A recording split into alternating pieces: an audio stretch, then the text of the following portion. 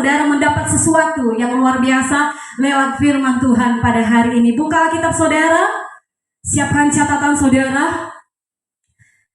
Tema kita pada pagi hari ini, Allah tidak dibatasi oleh keterbatasan kita.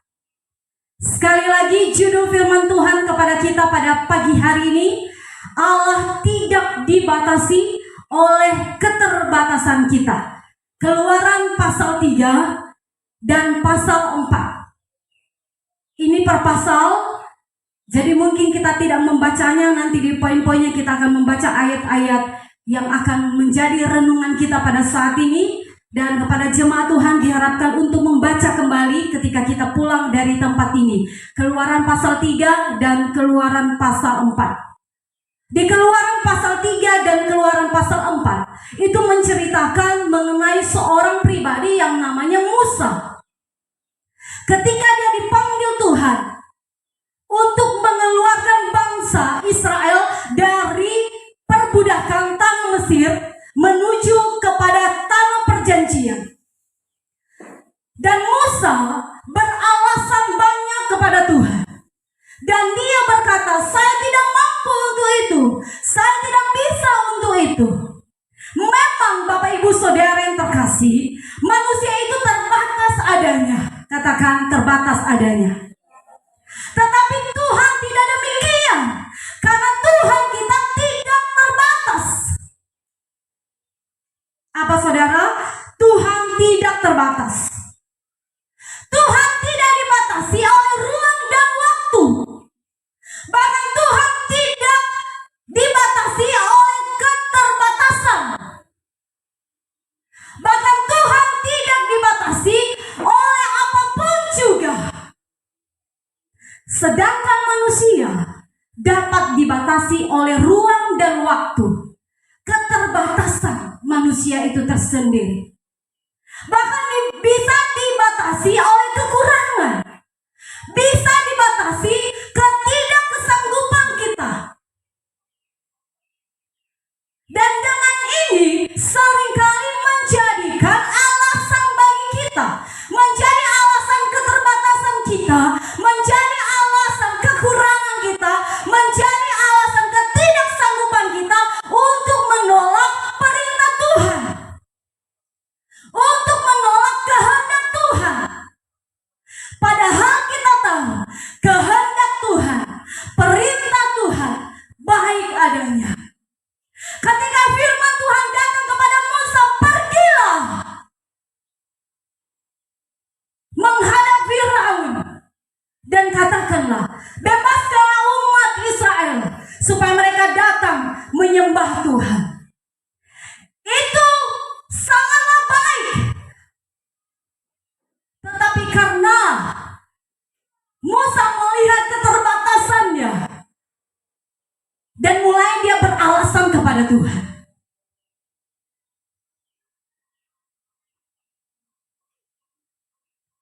Bapak Ibu Saudara yang terkasih, memang kita akui pada kenyataannya semua manusia selalu mencari alasan.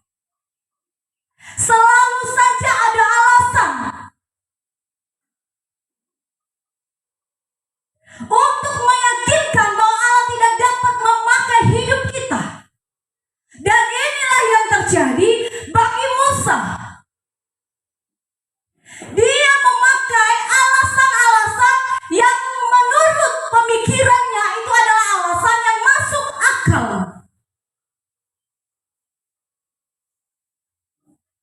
Dan alasan tersebut tidaklah salah. Karena memang demikianlah dia melihat dirinya. Dia melihat keterbatasannya. Dia tidak melihat kepada Tuhan yang tak terbatas. Biarlah kita pada hari ini melihat kepada Tuhan yang tak terbatas. Katakan amin. Sejuta alasan yang kita buat kepada Tuhan. Ketika firman Tuhan disampaikan, oh Tuhan saya tidak mampu melakukannya. Ketika firman Tuhan disampaikan, oh Tuhan itu terlalu berat. Ketika firman Tuhan disampaikan kepada kita, Minta maaf Tuhan, kali ini saya tidak bisa mengerjakannya. Kita tahu perintah firman Tuhan itu, kehendak Tuhan itu sangatlah baik. Alasan yang dikemukakan Musa kepada Allah ketika Allah memanggilnya untuk tugas penyelamatan bagi bangsa Israel dari perbudakan Mesir. Yang pertama, mengapa aku? Buka kitab saudara, Keluaran 3 ayat 11 sampai 12. Dan kita akan membaca bersama-sama. Keluaran 3 ayat 11 sampai 12.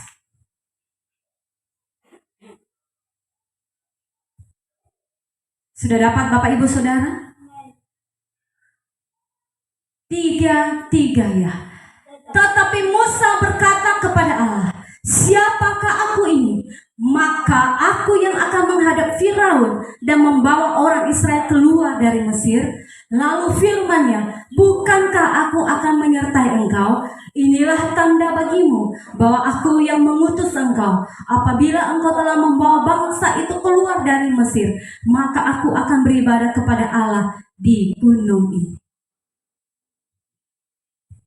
Bapak Ibu Saudara yang terkasih, terkadang kita merasa minder dan pesimis saat kita diberi tugas dan tanggung jawab untuk melakukan sesuatu. Hal itu disebabkan karena kita melihat kepada keterbatasan kita. Kita melihat kekurangan kita melihat ketidakmampuan kita, sehingga kita mulai beranggapan bahwa orang lain lebih siap melakukan tugas tersebut. Orang lain lebih siap melakukan tanggung jawab tersebut ketimbang kita. Artinya kita sedang membanding-bandingkan diri kita dengan orang lain dan berkata, kayaknya saya tidak bisa. Orang itu lebih bisa, pakai sajalah mereka. Saya tidak mampu untuk itu. Saya tidak mampu melaksanakan tugas itu. Saya tidak mampu melaksanakan perintah agung itu yang berkata, pergilah jadikan semua bangsa muridku. Biarkan orang lain saja yang Tuhan pakai. Saya kan masih muda. Pakai saja orang tua. Saya kan perempuan. Laki-laki lebih mampu melakukannya. Saya kan bukan pendeta. Saya jemaat biasa. Pendeta lebih bisa berkhotbah. Pendeta lebih bisa bersaksi. Saya kan tidak terpelajar. Jangankan tamat SMA, tamat SD aja tidak tamat. Saya tidak mampu untuk itu. Biar orang yang terpelajar saja melakukan tugas dan panggilan Tuhan. Dengarkan baik-baik, Bapak Ibu Saudara yang terkasih. Ini perkataan merupakan intimidasi setan bagi kita. Oh, engkau tidak mampu. Engkau orang yang gagal. Engkau tidak akan bisa dipakai Tuhan dengan luar biasa. Lihatlah dirimu. Lihat kekuranganmu. Lihatlah terbelakangmu. Mana mungkin orang mendengarkan perkataanmu. Ketika engkau mengajak seseorang datang kepada Tuhan, mana mungkin mereka melihat itu, mana mungkin mereka mendengar itu. Itu adalah perkataan intimidasi dari si jahat. Jangan percaya pada hal itu, katakan amin.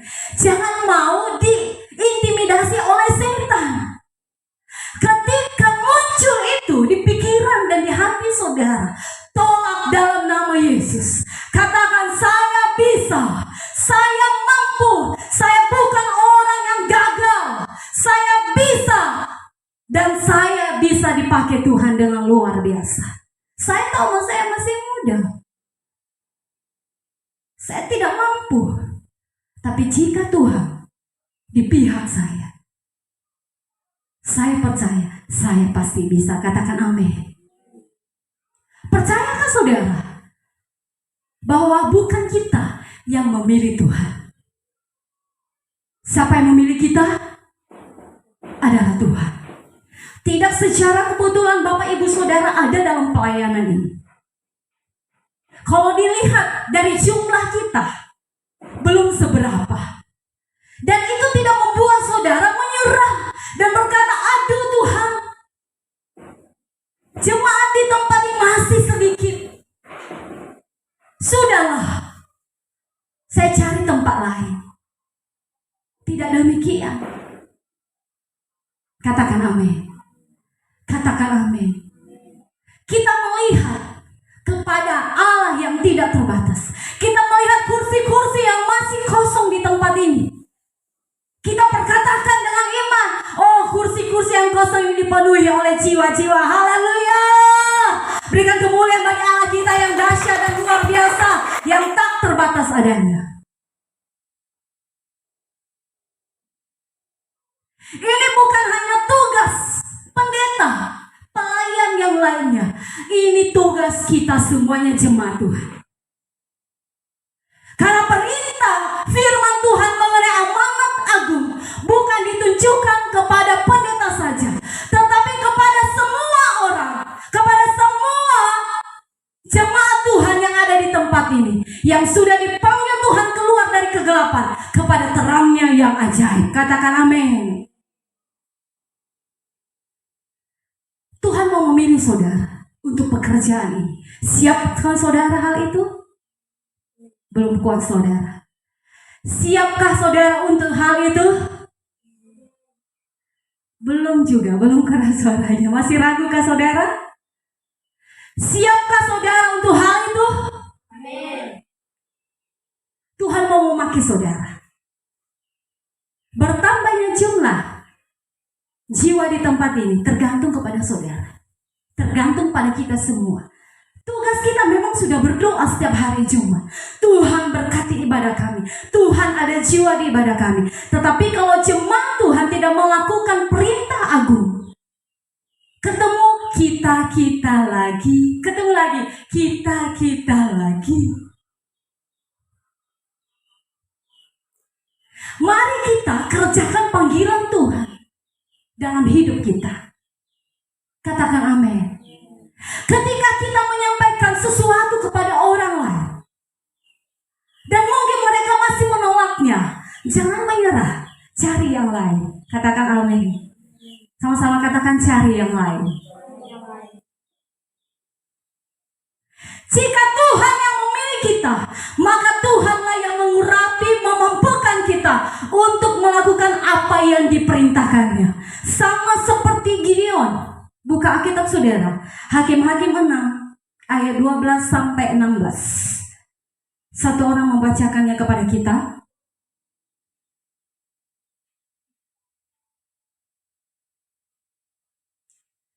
Sekali lagi,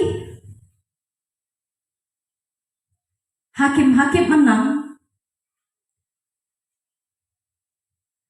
12 sampai 16, dan nanti setelah itu suatu orang membacakannya, Yeremia 1:4 sampai 10. Sudah dapat?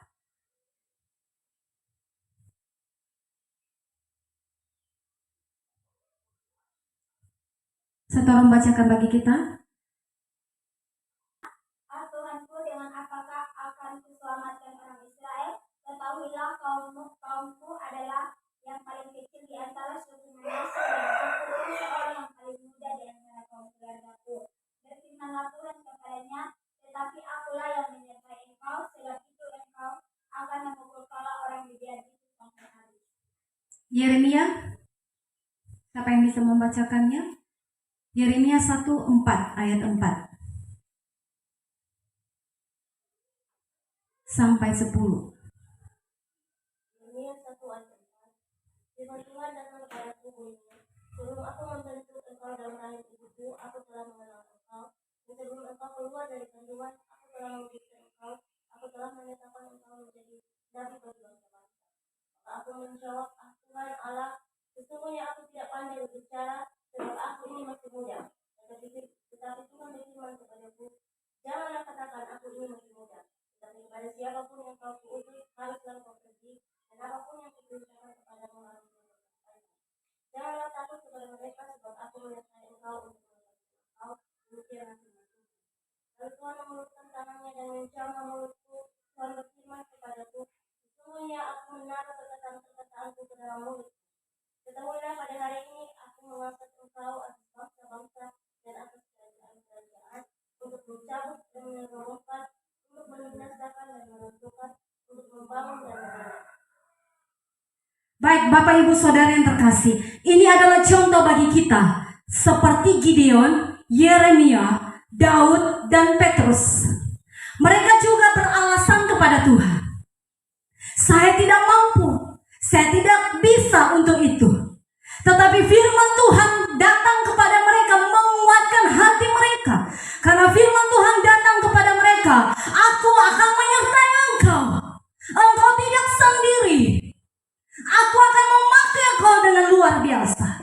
Perkataan yang sama disampaikan kepada kita juga pada hari ini. Engkau pasti mampu, katakan amin. Tuhan akan menyertai engkau, katakan amin. Dan singkat ceritanya daripada Gideon, Yeremia, dan juga Daud, mereka berkata, ya Tuhan, inilah aku, pakailah aku. Katakan amin. Katakan amin. Petrus yang tadinya dia bukanlah seorang yang pemberani, bahkan dia menyangkal Tuhan Yesus. Oh, dia berkata, saya tidak akan menyangkal engkau Tuhan. Saya akan membela engkau Tuhan. Tetapi pada waktu diperhadapkan tantangan kepadanya, dia menyangkal. Dia bukan tipe orang pemberani. Dia seorang yang pemalu. Dan ketika dia dipenuhi oleh Roh Kudus, dia memiliki keberanian. Dan dia berkhotbah di depan 3.000 orang. Baik Gideon, baik Yeremia, Daud, dan Petrus, mereka adalah orang-orang biasa seperti saya dan saudara. Tetapi mengapa mereka dipakai Tuhan dengan luar biasa? Karena Tuhan yang memilih mereka. Ketika Tuhan memilih saudara, Tuhan tidak membiarkan saudara sendiri. Tuhan akan mengurapi saudara. Tuhan akan menyertai saudara.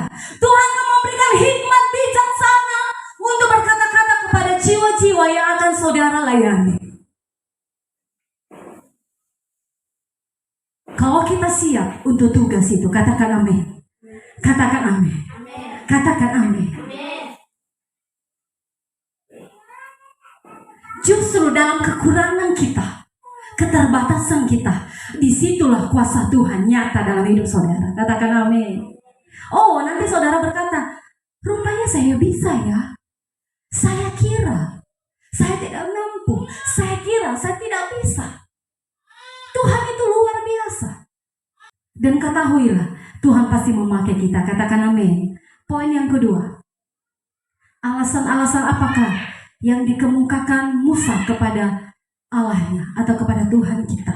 Yang kedua, bagaimana kalau mereka tidak percaya bahwa engkau adalah Tuhan? Poin yang kedua, bagaimana engkau, bagaimana kalau mereka tidak percaya bahwa engkau adalah Tuhan? Pasal 3 ayat 13 sampai 14. Dari Keluaran tadi yang sudah kita baca, kita lanjut di ayat 13-14. Sama-sama kita membacanya. Tiga-tiganya.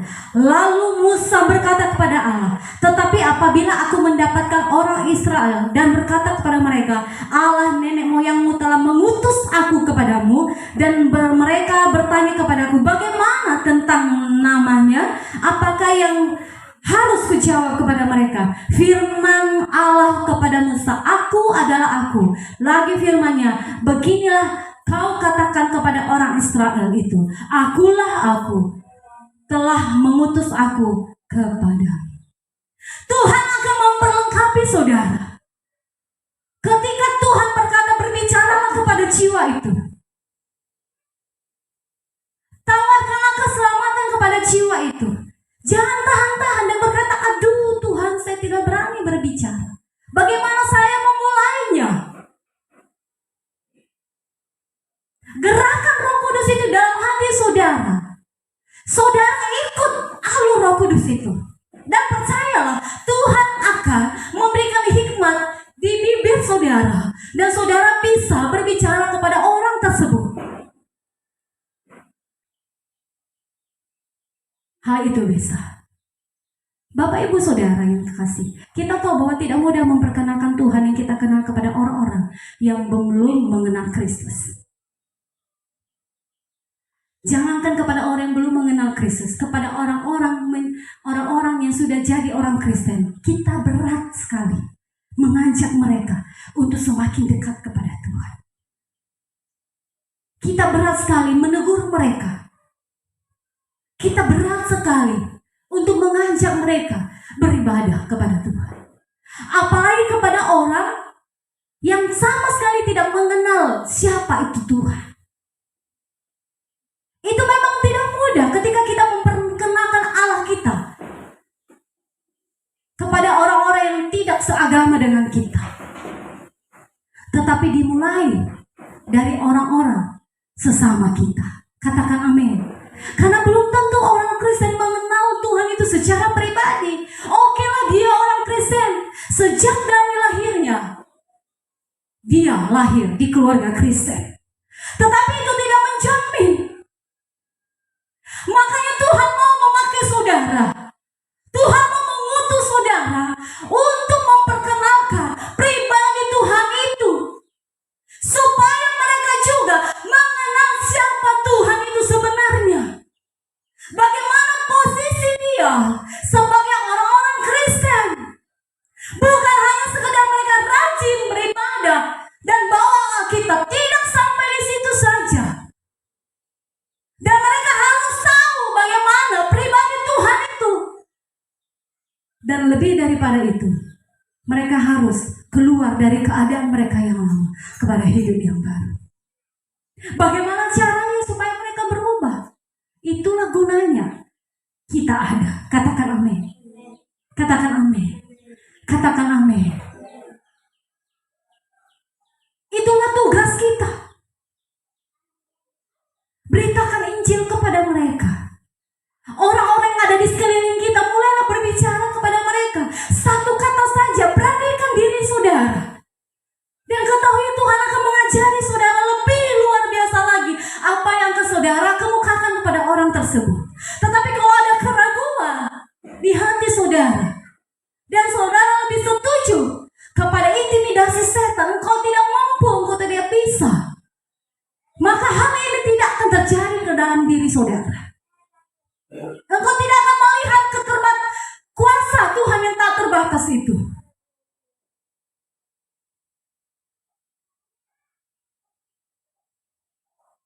Tapi kalau kita melihat kepada kuasa yang tak terbatas, kita bisa berkata, ya Tuhan, saya mau. Katakan amin. Mungkin ada orang-orang yang dikirimkan Tuhan kepada saudara, di sekeliling saudara. Teman-teman saudara, tetangga saudara, kerabat saudara, keluarga saudara, pekerja mungkin di usaha saudara. Tidak secara kebetulan mereka ada bersama dengan saudara. Jangan diam, saya mau katakan, ceritakan Tuhan. Ceritakan kebenaran. Oh, bagaimana kalau mereka menolak dan berkata, weh, lu ini sok pendeta sah. Lu ini sok suci sah. Tiap hari pasti itu saja. Tidak masalah. Mungkin mereka menolak, itu tidak masalah. Itu tidak mengurangi semangat saudara memberitakan Injil. Katakan amin. Katakan amin. Pokoknya beritakan Injil. Bertobat tidak bertobat, mereka mau atau tidak, itu urusan belakang. Katakan amin. Kerjakan bagian saudara. Sama-sama katakan dengan saya mau kerjakan bagian saya. Saya mau kerjakan bagian saya. Poin yang ketiga. Alasan-alasan yang dikemukakan oleh Musa kepada Allah. Poin yang ketiga. Mereka tidak mendengarkan aku.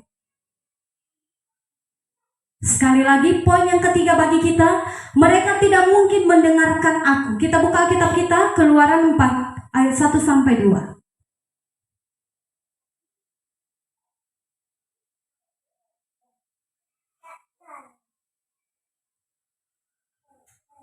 Sudah dapat, saudara?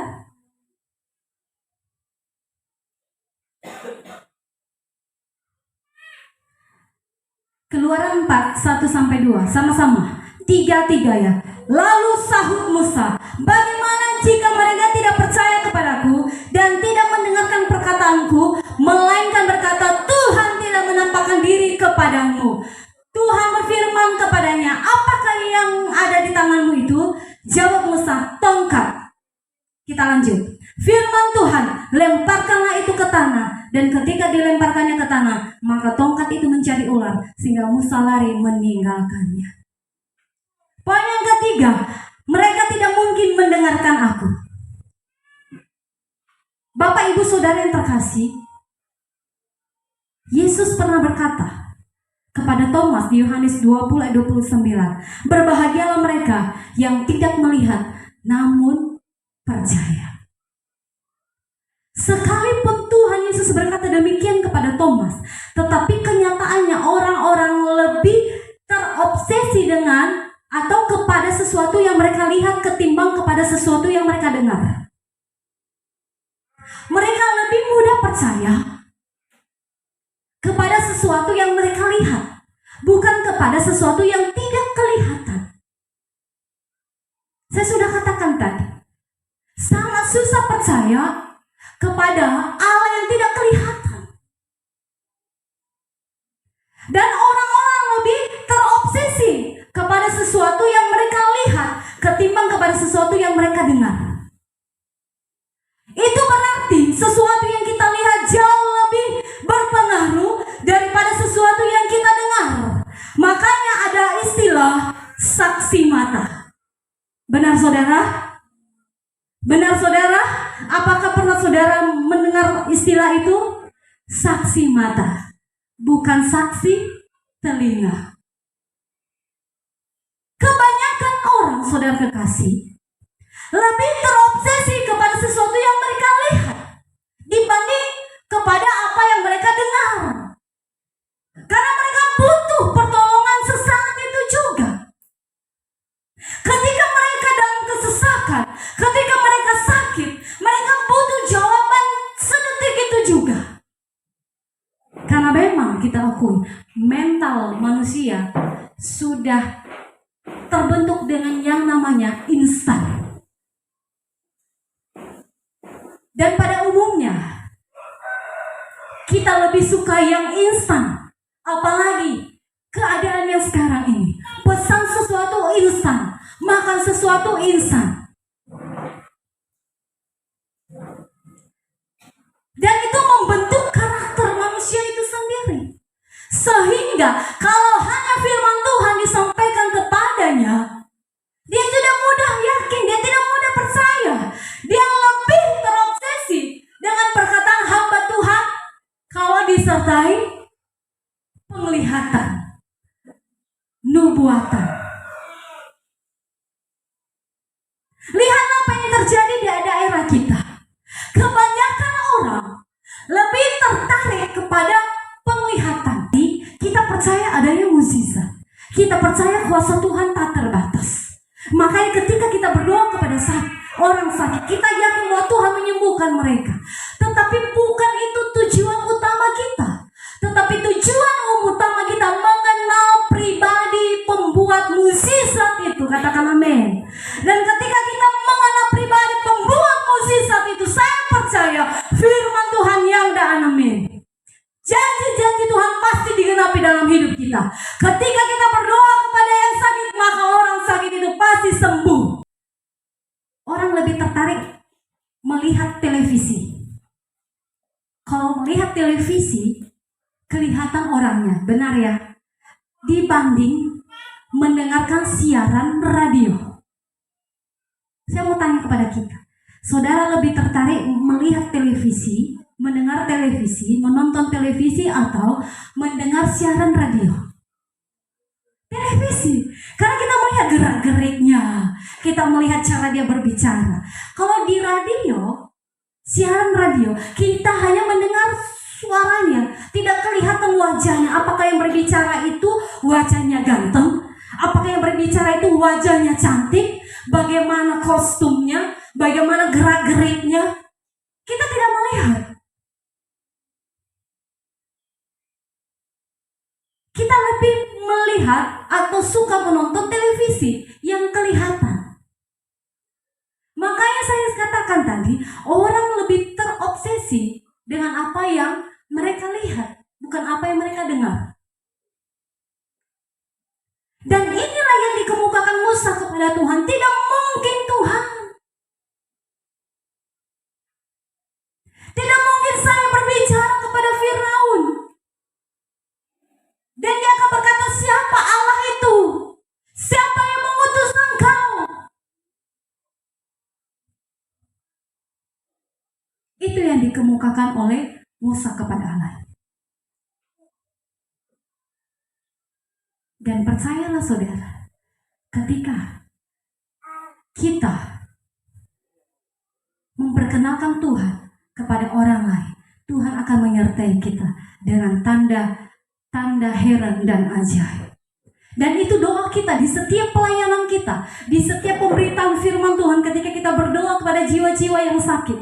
Itu yang kita doakan, supaya mereka disembuhkan Tuhan, supaya mereka melihat kuasa Tuhan yang tak terbatas itu. Dan terlebih dahulu kita yang mengalami kuasa Tuhan yang tak terbatas itu. Dan kita bisa menyampaikan kepada orang lain, karena kita punya pengalaman pribadi bersama dengan Tuhan. Katakan amin. Katakan amin. Karena pelayanan Tuhan Yesus dan para rasul adalah pelayanan pemberitaan Injil, mengajari firman Taurat, mengadakan mujizat, menyembuhkan yang sakit, mengusir setan, dan melakukan perbuatan baik yang didasari oleh belas kasihan. Itulah pekerjaan para rasul dan Tuhan Yesus sendiri. Dan pekerjaan yang sama, kita yang meneruskannya, karena Tuhan kita sudah naik ke surga. Dan tugas itu diberikannya kepada saya dan saudara. Katakan amin. Katakan amin. Baik, poin yang berikutnya, poin yang keempat. Daripada alasan-alasan Musa kepada Allah, poin keempat, aku tidak pandai berbicara.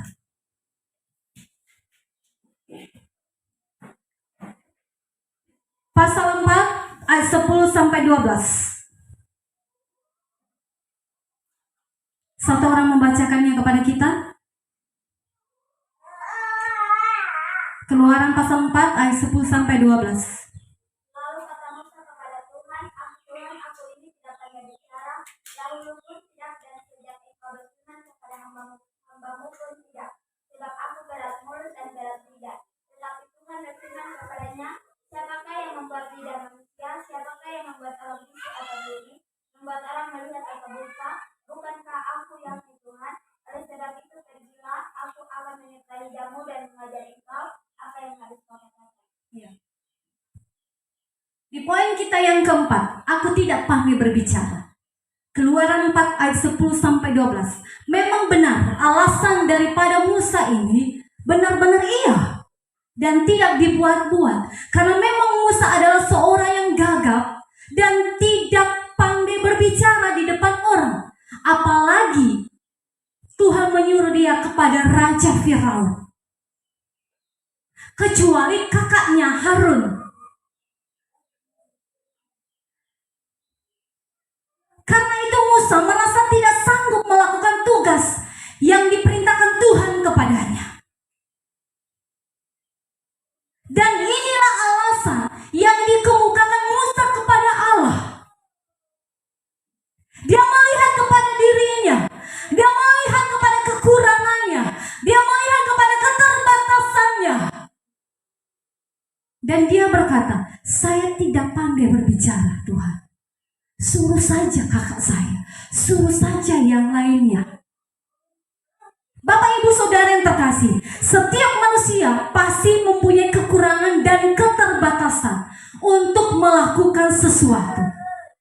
Tetapi ketika Tuhan memerintahkan hal itu kepada kita, ketika Tuhan menyampaikan kehendak-Nya kepada kita, percayalah Tuhan akan mengurapi kita, Tuhan akan menyertai kita. Katakan amin.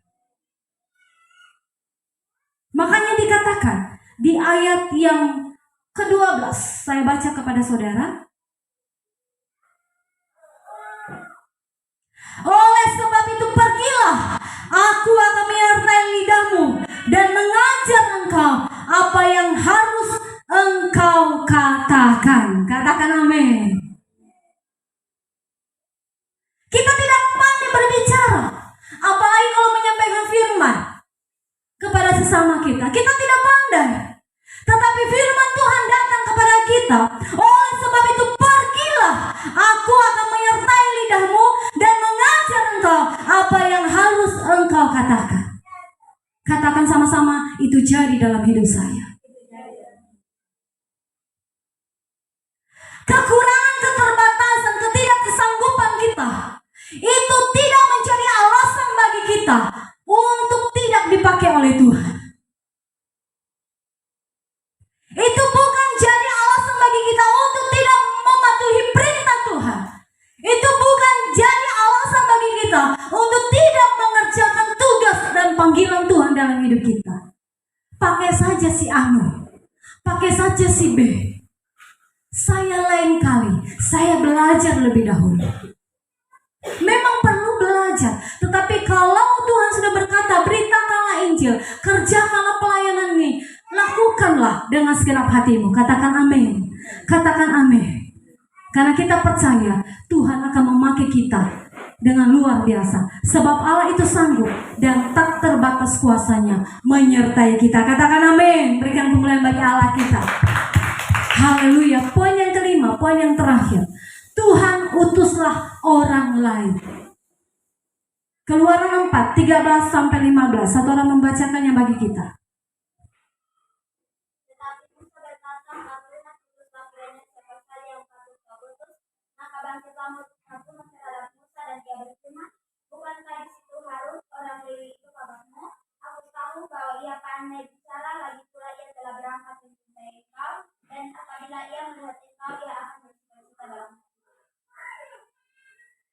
luar biasa. Katakan amin. Contohnya lagi kepada kita Yunus. Ketika Tuhan menyuruh dia untuk pergi kepada kota Niniwe, dia menolaknya dan berkata, jangan aku Tuhan, saya tidak bisa pergi ke sana. Itu kota yang kejam, itu kota yang besar, dan saya tidak berani ke kota Niniwe itu. Dan dia melarikan diri. Tapi Tuhan tidak menyerah.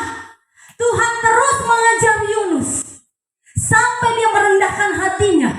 Makanya saya katakan tadi, kita yang harus berubah. Cara berpikir kita harus berubah. Cara pandangan kita harus berubah. Jangan lihat kepada keterbatasan saudara. Karena Tuhan akan mengejar saudara. Walaupun kita berkata, ya Tuhan saya tidak mampu, saya tidak bisa, Tuhan akan kejar saudara sampai saudara berkata, ya Tuhan, saya mau. Yunus, Tuhan kejar terus dia sampai Yunus berkata, ya Tuhan, saya patuhi. Dia babak belur dulu. Baru dia berkata, ya Tuhan, saya kerjakan panggilan Tuhan. Jangan kita demikian. Ketika firman Tuhan disampaikan kepada kita, kita berargumentasi kepada Tuhan. Oh Tuhan, saya tidak bisa, saya tidak mampu. Tuhan akan mengejar engkau terus sampai engkau berkata, ya Tuhan, ini aku. Ya Tuhan, saya siap. Ya Tuhan, pakailah aku. Kita yang harus menyerah, bukan Tuhan yang menyerah. Yunus beranggapan Tuhanlah yang menyerah. Ketika saya beralasan, ketika saya berkata, oh saya tidak bisa, Tuhanlah yang menyerah, pakai yang lainnya, cari yang lainnya, janganlah saya. Saya mau tanyakan kepada saudara, apakah Tuhan menyerah? Apakah Tuhan cari yang lain? Kalau memang saudara sudah ditetapkan Tuhan untuk menjadi alatnya, memberitakan Injil, untuk menjadi alat untuk melayani Tuhan di sidang ini, saudara menolak kemanapun, Tuhan akan kejar saudara. Sampai saudara, ya Tuhan, ini hidup saya. Dan saya mau katakan, jangan sampai saudara itu babak belur dulu, baru saudara berkata, ya Tuhan, ini saya. Setiap kali firman Tuhan datang kepada kita, tidak secara kebetulan. Jangan beralasan, saya tidak bisa melakukannya Tuhan. Ini berat perintahmu Tuhan. Jangan babak belur dulu, baru saudara, ya Tuhan, saya mau melakukan firman.